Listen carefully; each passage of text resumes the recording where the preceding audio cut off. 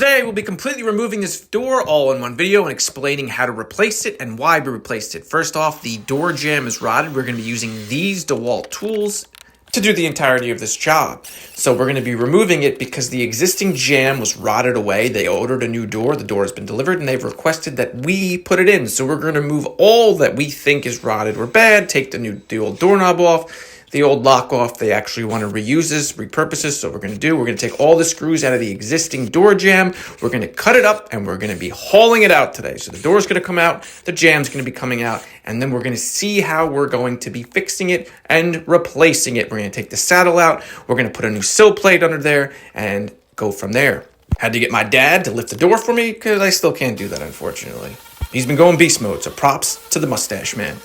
Now I'm cutting and removing the door jamb. I use my hacksaw for this. It's the easiest. Now I took the door jamb, comes right out. The sill, I'm just going to be replacing that. They had two pieces together. I'm going to go with a 2x6 sill instead of a 2x4 with a little piece glued on the end of it. I'm going to take that piece of trim off on the inside. I'll be putting that back. They have brick in here. I don't know why. I'm taking the brick out. I'm putting my 2x6 pressure treated wood in, and I'm also putting my new blocking in so I have something to fasten into. And I'm putting all my deck screws as I can use those as they can handle moisture. The new kick plate, sliding the new sill in. I'm going to be fastening that down into the blocking I put in, as well as the 2x6 kick plate as well.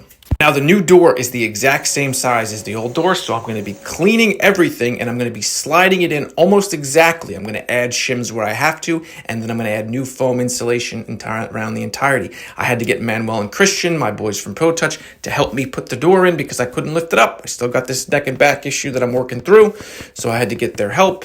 As always, they're great, they're fantastic, and they really helped me out in a pinch.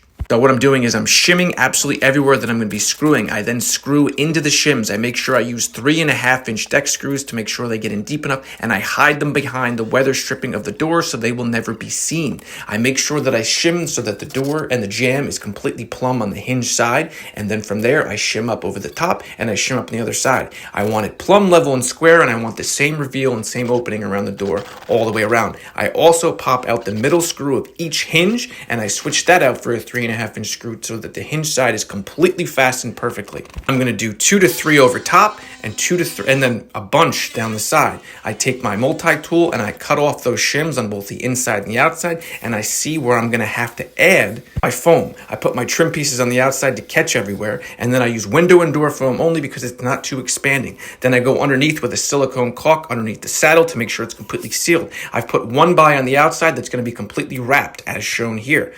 Trim has been reinstalled on the outside, on the inside, and now we're going to go on the outside and show you the complete aluminum wrapping, and everything's been caulked, signed, sealed, and delivered, and here's another one done for you guys.